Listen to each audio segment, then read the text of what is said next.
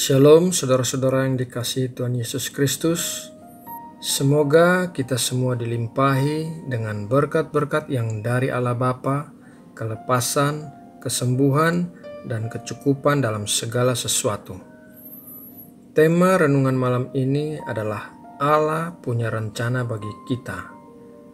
Seperti biasa, kita akan memulainya dengan berdoa.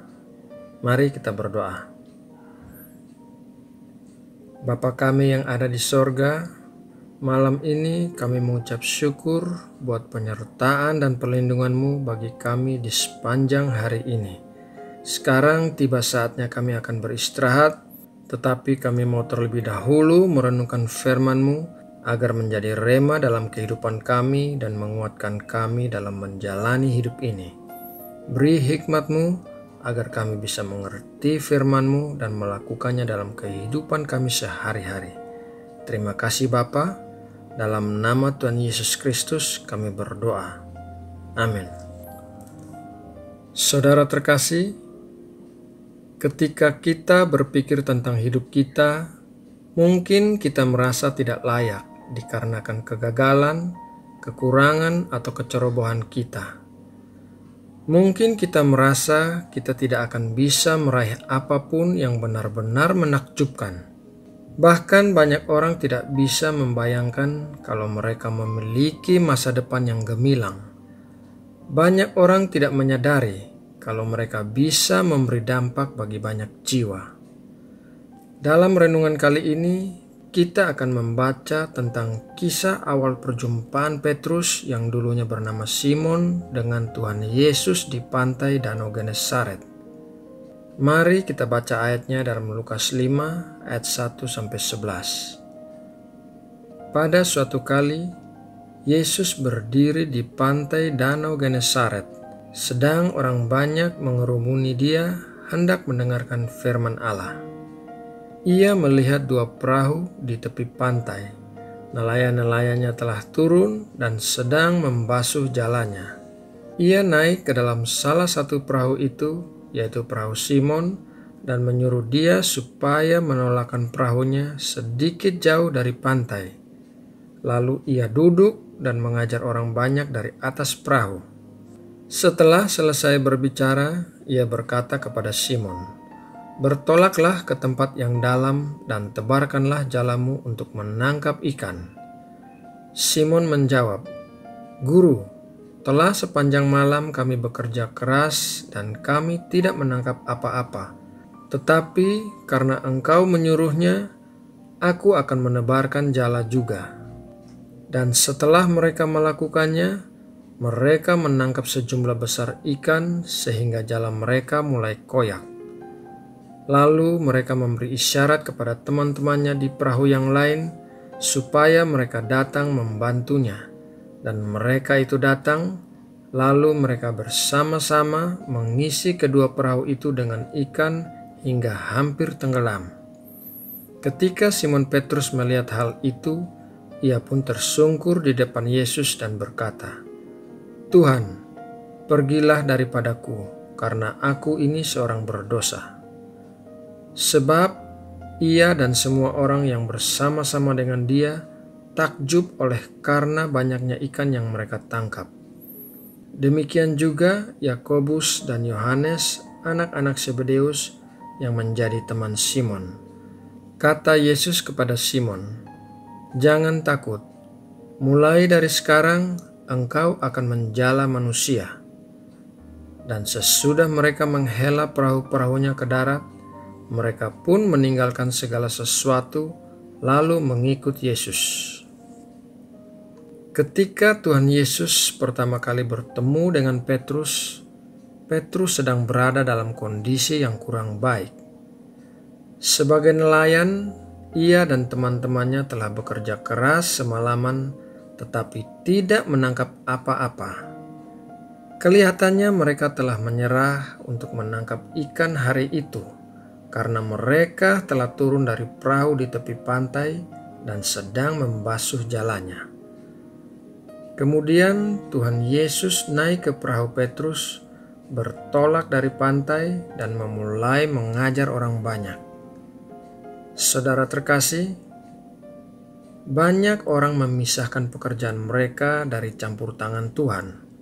Tetapi, apakah saudara menyadari bahwa Tuhan ingin menjadi Tuhan atas seluruh hidup kita, yang berarti termaksud juga dalam pekerjaan kita?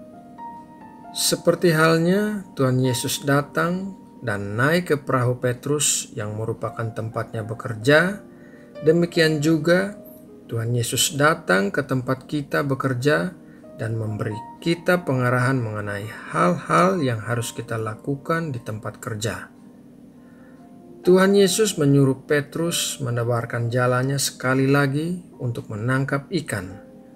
Dan meskipun hal itu terlihat mustahil bagi Petrus, karena mereka telah bekerja keras semalaman dan tidak mendapatkan apa-apa, namun Petrus mentaati apa yang disuruh oleh Tuhan Yesus.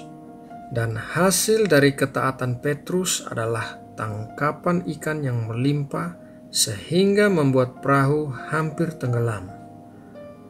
Tuhan selalu memberi upah kepada orang-orang yang taat mendengarkan firman Tuhan. Saudara terkasih, mujizat yang diadakan Tuhan Yesus ini membuat Petrus menyadari siapa yang sedang dihadapinya, sehingga membuat ia meninggalkan segala sesuatu dan mengikut Tuhan Yesus. Sama seperti Petrus, pada satu hari kita sedang menjalani kegiatan kita yang biasa-biasa saja. Bangun tidur, mandi, sarapan, pergi bekerja, pulang ke rumah, mandi, makan, kemudian tidur. Tiba-tiba kita bertemu Tuhan Yesus dan hidup kita berubah. Orang-orang yang bertemu dengan Tuhan Yesus pasti akan mengalami perubahan dalam hidupnya. Bukan berarti saya mengatakan kepada Anda untuk berhenti dari tempat Anda bekerja dan masuk sekolah teologi. Namun, ketika kita sedang mengerjakan pekerjaan kita, kita harus meninggalkan cara-cara yang duniawi dan membiarkan Tuhan ikut campur dalam pekerjaan kita. Biarkan Tuhan mengarahkan kita tentang hal-hal yang harus kita lakukan. Hal yang terakhir, Tuhan Yesus mengatakan kepada Petrus bahwa ia akan menjadi penjala manusia. Ini adalah suatu nubuatan mengenai masa depan Petrus. Dalam Lukas 5, Petrus adalah nelayan biasa ketika bertemu dengan Tuhan Yesus pertama kalinya. Namun setelah beberapa tahun, Petrus menyampaikan khotbah pertama yang dicatat dalam Kisah Para Rasul 2. Dia memproklamirkan kebenaran mengenai Tuhan Yesus dan 3.000 jiwa bertobat hari itu. Petrus juga menulis beberapa kitab dalam Alkitab, dan ia dipakai secara efektif untuk membangun gereja seperti yang dikatakan oleh Tuhan Yesus. Pada akhirnya, Petrus memenuhi semua maksud Allah dalam hidupnya. Hidup Petrus adalah bukti bahwa Allah punya rencana bagi kita. Meskipun kita baru berjumpa dengan Allah, tetapi Dia sudah mengenal kita sejak lama dan telah mempersiapkan hal-hal yang besar bagi kita. Dia melihat potensi kita yang sepenuhnya. Saudara terkasih, demikianlah renungan malam ini. Semoga memberkati dan menguatkan kita semua. Mari kita berdoa untuk menutup renungan ini. Ya Tuhan, Allah kami yang menciptakan langit dan bumi beserta isinya, kami bersyukur mengetahui bahwa Engkau pasti memiliki rencana bagi kami. Engkau melihat potensi kami akan menjadi seperti apa kami nantinya. Terima kasih ya Bapa. Malam ini ketika kami beristirahat, kami mohon damai sejahtera-Mu mengiringi tidur kami sepanjang malam. Lindungilah kami dari hal-hal yang jahat dan serangan roh jahat. Jauhkan kami dari pencobaan-pencobaan. Berikan kami kekuatan untuk menjalani kehidupan kami sesuai dengan kehendak dan rencana-Mu bagi kami. Kami juga mau berdoa bagi keluarga kami dan orang-orang yang kami kasihi Kiranya Engkau juga memberkati dan melindungi orang-orang terkasih ini dimanapun mereka berada. Kami percaya doa dapat melewati ruang dan waktu dan bisa menjangkau orang-orang yang kami kasihi. Bapa, kami bawa juga ke hadapan-Mu bangsa dan negara kami Indonesia. Berkatilah Indonesia, berikanlah damai sejahtera di Indonesia. Berikanlah hikmat bagi pemimpin-pemimpin negara kami untuk membuat keputusan-keputusan yang bijaksana. Terima kasih ya Bapa. Dalam nama Tuhan Yesus Kristus kami berdoa dan mengucap syukur. Amin.